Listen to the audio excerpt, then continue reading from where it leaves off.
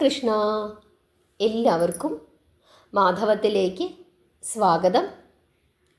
നമ്മുടെ രാജ്യം ഭാരതം.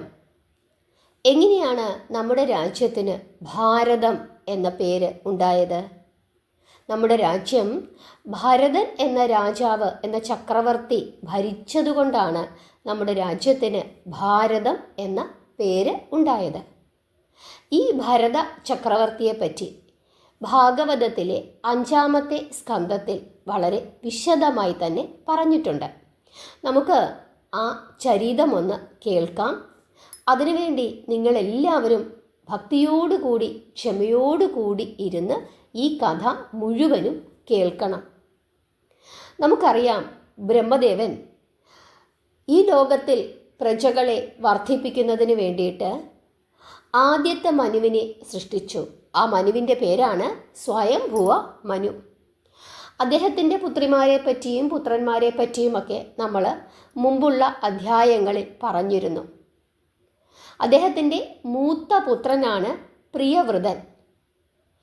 ഈ പ്രിയവ്രതൻ വിശ്വകർമാവിൻ്റെ മകളെയാണ് വിവാഹം കഴിച്ചത്. അവർക്ക് 10 പുത്രന്മാരും ഒരു പുത്രിയും ഉണ്ടായി. ഈ പുത്രിയെ വിവാഹം കഴിച്ചത് അസുര കുലഗുരുവായ ശുക്രാചാര്യരാണ്. പ്രിയവ്രതൻ്റെ സഹോദരനായ ഉത്താനപാദനെ പറ്റി നമ്മൾ ധ്രുവചരിതം പറഞ്ഞ സമയത്ത് പറഞ്ഞിരുന്നു. ഈ പ്രിയവ്രതൻ്റെ 10 പുത്രന്മാരിൽ മൂത്ത പുത്രനാണ് അഗ്നീന്ദ്രൻ. ഈ അഗ്നീന്ദ്രൻ ഒരു അപ്സരസിനെയാണ് വിവാഹം കഴിച്ചത്. അവർക്ക് 9 പുത്രന്മാരാണ് ഉണ്ടായത്. അതിൽ മൂത്ത പുത്രനാണ് നാഭി. അഗ്നീന്ദ്രൻ്റെ മൂത്ത പുത്രനായ നാഭിക്ക് സന്താനങ്ങളൊന്നും ഉണ്ടായില്ല. ഒരു പുത്രന് വേണ്ടി അദ്ദേഹം മഹാവിഷ്ണുവിനെ പ്രസാദിപ്പിക്കുന്നതിനായി ഒരു യജ്ഞം നടത്തുകയും യജ്ഞത്തിൻ്റെ അവസാനത്തിൽ മഹാവിഷ്ണു പ്രത്യക്ഷനാവുകയും ചെയ്യുന്നു. നാഭി അദ്ദേഹത്തെ സ്തുതിച്ചു. മഹാവിഷ്ണുവിന് തുല്യനായ ഒരു പുത്രനെയാണ് വരമായി ചോദിച്ചത്. അപ്പോൾ മഹാവിഷ്ണു പറയുകയാണ്, എനിക്ക് തുല്യനായി ഞാൻ മാത്രമേ ഉള്ളൂ. അതുകൊണ്ട് അങ്ങയുടെ ആഗ്രഹം നിറവേറ്റി തരുന്നതിനായി ഞാൻ തന്നെ അങ്ങയുടെ പുത്രനായി ജനിക്കാം എന്ന് മഹാവിഷ്ണു പറയുന്നു. അങ്ങനെ മഹാവിഷ്ണുവിൻ്റെ വരം അനുസരിച്ചിട്ട് ഈ നാഭിയുടെ പത്നിയായ മേരു ഒരു പുത്രന് ജന്മം നൽകുകയും ആ പുത്രന് ഋഷഭൻ എന്ന് പേര് നൽകുകയും ചെയ്തു. ഈ ഋഷഭൻ വിവാഹം കഴിച്ചത് ഇന്ദ്രൻ്റെ പുത്രിയായ ജയന്തിയെയാണ്. എല്ലാവർക്കും വളരെയധികം സ്നേഹമുള്ള ഇഷ്ടമുള്ള ഒരു രാജാവായിരുന്നു ഋഷഭൻ. ഋഷഭൻ എല്ലാവർക്കും സമ്മതനായി രാജ്യം ഭരിച്ചതിനു ശേഷം അദ്ദേഹത്തിൻ്റെ വാർദ്ധക്യകാലത്ത് അദ്ദേഹം ബദരിയാശ്രമത്തിലേക്ക് പോവുകയും ചെയ്തു. ഋഷഭൻ്റെ മൂത്ത പുത്രനാണ് ഭരതൻ. ഋഷഭന് 100 പുത്രന്മാരാണ് ഉണ്ടായിരുന്നത്. പ്രജാക്ഷേമ തൽപരനായ രാജാവായിരുന്നു ഋഷഭൻ. ഏറെ നാൾ മാതൃകാപരമായ ഭരണം കാഴ്ചവെച്ചതിനു ശേഷം മൂത്ത പുത്രനായ ഭരതനെ രാജാവായി വാഴിച്ചതിനു ശേഷം പരമഹംസനായി അവധൂതനായി അദ്ദേഹം വീടും നാടും ഉപേക്ഷിച്ച് പോവുകയും മൗനിയായി ഭ്രാന്തനെ പോലെ താടിയും മുടിയുമൊക്കെ നീട്ടി ഒരു പ്രാകൃത രൂപനായി നഗ്നനായി കാടുകളിലും ഗ്രാമാന്തരങ്ങളിലും നഗരങ്ങളിലുമൊക്കെ അലഞ്ഞു തിരിഞ്ഞ് നടന്നു. ദുഷ്ടന്മാർ ധാരാളം ഉപദ്രവങ്ങൾ അദ്ദേഹത്തെ ചെയ്തു. പക്ഷേ അദ്ദേഹം അതൊന്നും വകവച്ചില്ല. ഭഗവാന്റെ ചിന്തയിൽ അങ്ങനെ അദ്ദേഹം കഴിഞ്ഞുകൂടി. എന്തെങ്കിലുമൊക്കെ കഴിച്ചാലായി പലപ്പോഴും ഒന്നും കഴിക്കാറുമില്ല. അവസാനം അദ്ദേഹം തൻ്റെ ദേഹം ഉപേക്ഷിച്ചു. യോഗികൾ എങ്ങനെ ദേഹം ഉപേക്ഷിക്കണം എന്ന് കാണിക്കുന്നതിനായി ഋഷഭദേവൻ തൻ്റെ യഥാർത്ഥ പ്രഭാവം പുറത്തു കാണിക്കാതെ ഒരു മൂഢനെ പോലെ വായിൽ കല്ലു നിറച്ച് മുടിയും അഴിച്ചിട്ട് നഗ്നനായി ചുറ്റിത്തിരിഞ്ഞ് കുടകു പർവ്വതത്തിൽ എത്തിച്ചേരുകയും അവിടെ കാട്ടുതീയിൽ തൻ്റെ ദേഹം സമർപ്പിക്കുകയും ചെയ്തു. അങ്ങനെയാണ് അദ്ദേഹം മരണപ്പെട്ടത്. അച്ഛനെ പോലെ വളരെ ശ്രേഷ്ഠനായ ഒരു ഭരണാധികാരി തന്നെയായിരുന്നു ഭരതനും. ലൗകിക കാര്യങ്ങളിൽ മാത്രമല്ല, ആധ്യാത്മിക കാര്യങ്ങളിലും ഭരതൻ അച്ഛൻ്റെ പാത പിന്തുടർന്നു. അദ്ദേഹത്തിൻ്റെ ഇത്തരത്തിലുള്ള ആ ഭരണത്തിലെ മികവ് കാരണം അദ്ദേഹം ഭരിച്ചിരുന്ന രാജ്യത്തിന് അവിടുത്തെ ജനങ്ങളാണ് ഭാരതം എന്ന പേരു നൽകിയത്. പിന്നീട് ആ രാജ്യം ഭാരതം എന്ന് അറിയപ്പെടാനും തുടങ്ങി. 10,000 വർഷത്തെ അദ്ദേഹത്തിൻ്റെ ഭരണത്തിനു ശേഷം അദ്ദേഹം തൻ്റെ രാജ്യം 5 പുത്രന്മാർക്കായി വീതിച്ചു നൽകിയിട്ട് ഹരിദ്വാറിലുള്ള പുലഹാശ്രമത്തിലേക്ക് പോവുകയും അവിടെ അദ്ദേഹം കായ്കനികളും കാട്ടുകിഴങ്ങുകളും ഒക്കെ കഴിച്ച് സദാസമയവും ഈശ്വര ചിന്തയിൽ മുഴുകി കഴിഞ്ഞു. അങ്ങനെ ഒരിക്കൽ ഭരതന് കുളി കഴിഞ്ഞ് ഗംഗാതീരത്തിരുന്ന് ജപിക്കുകയായിരുന്നു. പെട്ടെന്ന് നദിയുടെ മറുകരയിൽ നിന്നും ഒരു സിംഹത്തിൻ്റെ ഗർജനവും തുടർന്ന് നദിയിലേക്ക് എന്തോ ചാടുന്ന ഒരു ശബ്ദവും അദ്ദേഹം കേൾക്കുന്നു. അദ്ദേഹം നോക്കിയപ്പോൾ ഒരു ഗർഭിണിയായ മാൻ പേടിച്ചരണ്ട കണ്ണുകളോടെ അപ്പുറത്തെ വശത്ത്, അതായത് അക്കരയിൽ ബന്ധപ്പെട്ട് നീന്തുന്നു. നീന്തലിൻ്റെ ആയാസം കൊണ്ടാകാം മാൻ പ്രസവിക്കുകയും മാൻകുട്ടി വെള്ളത്തിൽ വീണ് ഒഴുകുകയും ചെയ്യുന്നത് അദ്ദേഹം കാണുന്നു. വെള്ളത്തിലൊഴുകുന്ന ആ നവജാത മാൻകിടാവിൻ്റെ ആ നിസ്സഹായ അവസ്ഥ കണ്ടിട്ട് ഭരതൻ എന്ന ആ ശ്രേഷ്ഠനായ, ആ സമയത്ത് മുനിയായി തീർന്നിരുന്ന അദ്ദേഹത്തിൻ്റെ മനസ്സ് അലിയുകയും അദ്ദേഹം നദിയിലേക്ക് ചാടുകയും ആ മാൻകുട്ടിയെ രക്ഷിച്ചുകൊണ്ട് വരികയും ചെയ്തു. ആ സമയം ആ തള്ളമാന് എങ്ങനെയൊക്കെയോ നീന്തി മറുകരയിൽ എത്തിച്ചേർന്നു, അതായത് ഇക്കരയിലെത്തി. പക്ഷേ കുറച്ചു ദൂരം മുമ്പോട്ട് വേച്ച് നടന്ന് ആ അമ്മമാൻ അവിടെ വീണ് മരിച്ചുപോയി. അതോടുകൂടി ആ കൊച്ചു മാൻകുഞ്ഞിന് അമ്മയില്ലാതെയായി. അതുകൊണ്ട് ആ കുഞ്ഞിനെ പോറ്റി വളർത്തേണ്ടുന്ന ഉത്തരവാദിത്തം ഭരതൻ്റെ ആയിത്തീർന്നു.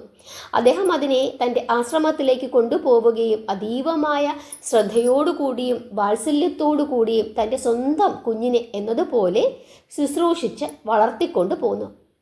ഈ മാൻകുഞ്ഞിനും അദ്ദേഹത്തിനോട് വലിയ സ്നേഹമായിരുന്നു. ഭരതന് ഇങ്ങനെ ധ്യാനിച്ചു കൊണ്ടിരിക്കുന്ന സമയത്ത് ഈ മാൻകുട്ടി വന്നിങ്ങനെ ഭരതൻ്റെ ശരീരത്തിൽ ഇങ്ങനെ ചേർന്ന് നിൽക്കും. ആ സമയത്ത് കുറച്ച് പുല്ലെടുത്ത് ഭരതൻ ഈ മാൻകുഞ്ഞിന് കൊടുക്കും. അത് തിന്നു കഴിയുമ്പോൾ ഈ മാൻകുഞ്ഞ് കയറി ഭരതൻ്റെ മടിയിൽ കയറി കിടക്കും. അങ്ങനെ ഇവർ തമ്മിലുള്ള ആ സ്നേഹബന്ധം അങ്ങനെ വർദ്ധിച്ചു വന്നു. എപ്പോഴും ഭരതൻ്റെ ചിന്ത ഈ മാൻകുഞ്ഞിനെ പറ്റിയിട്ടായി. എവിടെങ്കിലും മേയാൻ പോയിട്ട് തിരിച്ചു വന്നില്ലെങ്കിൽ ഭരതന് വലിയ ആധിയാണ്. പിന്നീട് തിരക്കിപ്പോയി ആ കുഞ്ഞിനെ ചുമലിൽ എടുത്തുകൊണ്ട് തിരിച്ചു വരും. അങ്ങനെ ക്രമേണ ഭരതൻ ധ്യാനവും ജപവുമൊക്കെ മറന്നു തുടങ്ങി. ഈശ്വരൻ്റെ ആ സ്വരൂപം മനസ്സിലെപ്പോഴും വിളങ്ങി ഇരുന്ന ഭരതൻ്റെ മനസ്സിൽ ഇപ്പോൾ ഈശ്വരന് പകരം ഈ മാൻകുഞ്ഞിൻ്റെ ചിത്രമാണ്. അതായത് എപ്പോഴും ഇങ്ങനെ മാൻകുഞ്ഞിനെ പറ്റിയിട്ടാണ് ചിന്ത.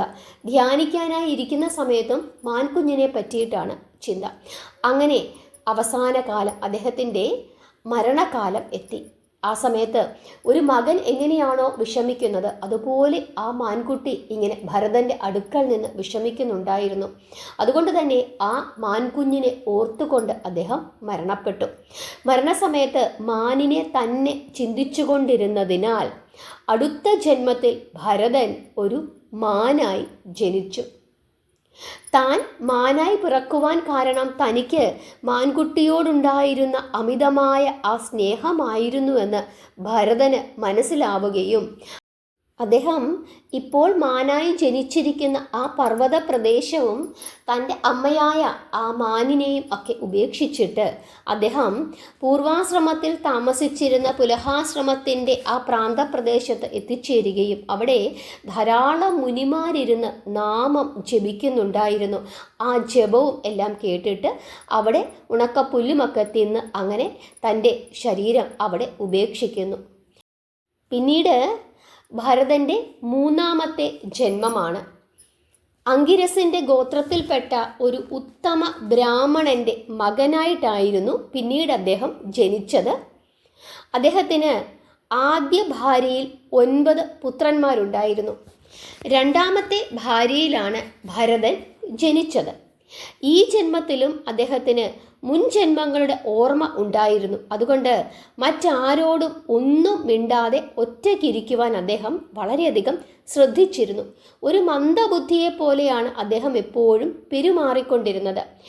അച്ഛൻ അദ്ദേഹത്തെ വേദങ്ങൾ പഠിപ്പിക്കുവാനായിട്ടൊക്കെ പരമാവധി ശ്രമിച്ചു. ഗായത്രിയൊക്കെ ചൊല്ലിക്കൊടുക്കും, പക്ഷെ മനഃപൂർവ്വം അദ്ദേഹം തെറ്റിച്ച് ചൊല്ലും. അങ്ങനെ കുറച്ചു കാലം കഴിഞ്ഞപ്പോൾ ഈ ഭരതൻ്റെ അച്ഛനും അമ്മയും മരണപ്പെട്ടു. അതോടുകൂടി ആരുമില്ലാത്തവനായി ഭരതൻ ഒരു മന്ദബുദ്ധിയെ പോലെ പെരുമാറിക്കൊണ്ടിരുന്നതിനാൽ അദ്ദേഹത്തിൻ്റെ സഹോദരങ്ങളെല്ലാം കൂടി ചേർന്ന് അദ്ദേഹത്തെ ഒരു ജോലിക്കാരനാക്കി മാറ്റുകയും കഠിനമായ ജോലികളൊക്കെ ചെയ്യിപ്പിക്കുകയും ചെയ്തു. എന്നിട്ട് കന്നുകാലികൾ പോലും കഴിക്കാത്ത രീതിയിലുള്ള ഭക്ഷണമൊക്കെ അദ്ദേഹത്തിന് കൊടുക്കുകയും ചെയ്തു. പിണ്ണാക്കായാലും എന്തായാലും ഒരു പരാതിയുമില്ലാതെ ഭരതൻ ഭക്ഷിച്ചു. അങ്ങനെ വെയിലും മഞ്ഞും മഴയുമൊക്കെ ഏറ്റുകൊണ്ടിരുന്നത് കൊണ്ട് ഭരതൻ്റെ ശരീരം എപ്പോഴും ഇങ്ങനെ മലിനമായി കാണപ്പെട്ടു. പക്ഷേ വളരെ ദൃഢവും ബലിഷ്ഠവുമായ ശരീരമായിരുന്നു അദ്ദേഹത്തിൻ്റെ. കുളിക്കാതെ കീറി നാറിയ വസ്ത്രങ്ങളെല്ലാം ഉടുത്ത് ഇങ്ങനെ പാറി പറന്ന മുടിയോടുകൂടി വികൃതമായ വേഷത്തിൽ ആ ബ്രാഹ്മണൻ്റെ പുത്രൻ എന്ന ആ ഒരു പേരും കൂടി നശിപ്പിച്ചിട്ട് അതിലൊന്നും യാതൊരു പരാതിയുമില്ലാതെ അങ്ങനെ വിരക്തനായി പല സ്ഥലങ്ങളിലും ചുറ്റി നടന്നു.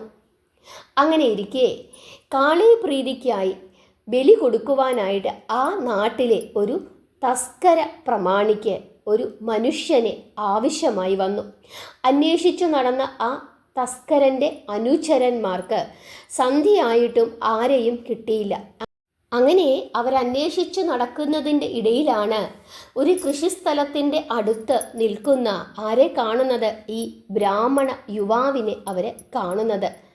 അവർ ഭരതനെ പിടിച്ചുകെട്ടി ഒന്ന് കുളിപ്പിച്ചു. എന്നിട്ട് നല്ല വസ്ത്രങ്ങളൊക്കെ ധരിപ്പിച്ച് നിറച്ച് ആഹാരവുമൊക്കെ നൽകി വാദ്യമേളങ്ങളോടുകൂടി ബലി പീഠത്തിൽ എത്തിച്ചു. കഴുത്തുകെട്ടുവാൻ കർമ്മി വാളോങ്ങി. പക്ഷേ ഭരതന് യാതൊരു പ്രതികരണവുമില്ല. പക്ഷേ അദ്ദേഹത്തിൻ്റെ ശരീരത്തിൽ നിന്നും പുറപ്പെട്ട ബ്രഹ്മതേജസ്സിൻ്റെ ചൂട് സഹിക്കുവാൻ വയ്യാതെ ഭദ്രകാളി ആ വിഗ്രഹം വിട്ട് പുറത്തേക്ക് ചാടുന്നു. അങ്ങനെ സംഹാരരുദ്രയായി കർമ്മിയുടെയും ആ തസ്കര പ്രമാണിയുടെയും അദ്ദേഹത്തിൻ്റെ അനുചരന്മാരുടെയും തലകൾ ഭദ്രകാളി വെട്ടിമാറ്റുന്നു. ഭരതനാകട്ടെ ഒന്നും സംഭവിക്കാത്ത മട്ടിൽ തൻ്റെ പാട്ടിന് അവിടെ നിന്നും പോവുകയും ചെയ്തു. അദ്ദേഹം പിന്നീട് ഒരു അവധൂതനെ പോലെ ഇങ്ങനെ രാജ്യം മുഴുവനും ചുറ്റി സഞ്ചരിക്കുകയും ചെയ്തുകൊണ്ടിരുന്നു. ഇതാണ് ഭരത മഹാരാജാവിൻ്റെ പിന്നീടുള്ള ജന്മങ്ങളുടെ കഥ. ഭരതൻ്റെ പുത്രനാണ് സുമതി. ഭരതൻ്റെ വംശപരമ്പരയിൽ 9ാമത്തെ തലമുറയിൽ പിറന്ന ഗയൻ അദ്ദേഹം മഹാവിഷ്ണുവിൻ്റെ അവതാരമാണ് എന്നാണ് വിശ്വസിക്കുന്നത്. ശ്രീശുകൻ ഭാരതത്തെപ്പറ്റി പറഞ്ഞത്, ഭരത മഹാരാജാവിനെ പറ്റി പറഞ്ഞത് ഇപ്രകാരമാണ്. ശ്രീശുകൻ ഭാരതത്തിൽ ജീവിക്കുന്നത് അങ്ങേയറ്റം ശ്രേഷ്ഠമാണ് എന്ന് പരീക്ഷത്തിന് പറഞ്ഞു കൊടുക്കുന്നു. ഭാരതം സ്വർഗത്തേക്കാൾ ശ്രേഷ്ഠമാണ് എന്നാണ് ശ്രീശുക ബ്രഹ്മർഷി പരീക്ഷത്തിന് പറഞ്ഞു കൊടുക്കുന്നത്. എന്തെന്നാൽ സ്വർഗത്തിൽ ഭോഗങ്ങൾ അനുഭവിക്കുവാൻ വളരെയേറെ ഉള്ളതുകൊണ്ട് ഈശ്വര ചിന്ത അവിടെ ഉണ്ടാവുകയില്ല. എന്നാൽ ഭാരതത്തിൽ ജനിച്ചാൽ ശ്രീഹരിയുടെ പ്രീതി സമ്പാദിക്കുവാൻ കഴിയുകയും അതോടുകൂടി മോക്ഷത്തിൽ എത്തിച്ചേരാൻ സാധിക്കും എന്ന് ശ്രീശുക ബ്രഹ്മർഷി പരീക്ഷത്തിലൂടെ നമുക്ക് പറഞ്ഞു തരുന്നു. ഹരേ കൃഷ്ണ. നമ്മളെത്ര ഭാഗ്യം ചെയ്തവരാണ്. നമ്മളെല്ലാവരും ഈ ഭാരതത്തിൽ ജനിച്ചത് എത്ര ജന്മങ്ങളിൽ നമ്മൾ ചെയ്ത പുണ്യത്തിൻ്റെ ഫലമാണ് എന്ന് നമ്മൾ ഓരോരുത്തരും മനസ്സിലാക്കണം. നമ്മുടെ രാജ്യത്തെപ്പറ്റി ഓർത്ത് നമ്മൾ അഭിമാനിക്കണം. നമ്മുടെ രാജ്യത്തിൻ്റെ ആ കീർത്തി ലോകമെങ്ങും വ്യാപിപ്പിക്കുന്നതിനായി നമ്മൾ ഓരോരുത്തരും പ്രതിജ്ഞാബദ്ധരാണ് എന്നുള്ള കാര്യം നമ്മൾ ഓർക്കണം. നമ്മുടെ കടമകളും ഉത്തരവാദിത്തങ്ങളും എല്ലാം നമ്മളും പാലിക്കണം. നമ്മുടെ അടുത്ത തലമുറയ്ക്കും അതെല്ലാം പറഞ്ഞു കൊടുക്കണം. നമ്മുടെ രാജ്യത്തിൻ്റെ ആ പാരമ്പര്യവും ആ മഹത്വവുമൊക്കെ നമ്മുടെ കുട്ടികളെ നമ്മൾ പറഞ്ഞ് മനസ്സിലാക്കണം. നമ്മുടെ രാജ്യത്തിന് ദോഷം വരുന്ന ഒരു കാര്യവും നമ്മൾ ആരും ചെയ്യാൻ പാടില്ല. നമ്മുടെ ആ മഹത്തായ സനാതന ധർമ്മത്തിൽ ഊന്നി നമ്മൾ ഓരോരുത്തരും ജീവിക്കണം. നമ്മുടെ ആ ധർമ്മത്തെപ്പറ്റി, നമ്മുടെ രാജ്യത്തിൻ്റെ ആ പ്രാധാന്യത്തെപ്പറ്റി, ആ മഹത്വത്തെ പറ്റിയൊക്കെ ഓർത്ത് നമ്മളെപ്പോഴും അഭിമാനിക്കണം. അതാണ് നമ്മൾ ഓരോരുത്തരും ചെയ്യേണ്ടത്. നമ്മുടെ കുഞ്ഞുങ്ങളെ നമ്മുടെ ആ ശ്രേഷ്ഠമായ സംസ്കാരത്തെപ്പറ്റി പറഞ്ഞ് ബോധ്യപ്പെടുത്തുകയും അവരെ എല്ലാവരെയും ഒരു രാജ്യസ്നേഹികളായി വളർത്തുവാൻ ശ്രമിക്കുകയും ചെയ്യണം. നാമം ജപിക്കുക. കലിയുഗത്തിൽ നാമജപത്തോളം പ്രാധാന്യം മറ്റൊന്നിനും ഇല്ല എന്ന് ഓർക്കുക. എല്ലാവരെയും ഭഗവാൻ അനുഗ്രഹിക്കട്ടെ. ഹരേ കൃഷ്ണ.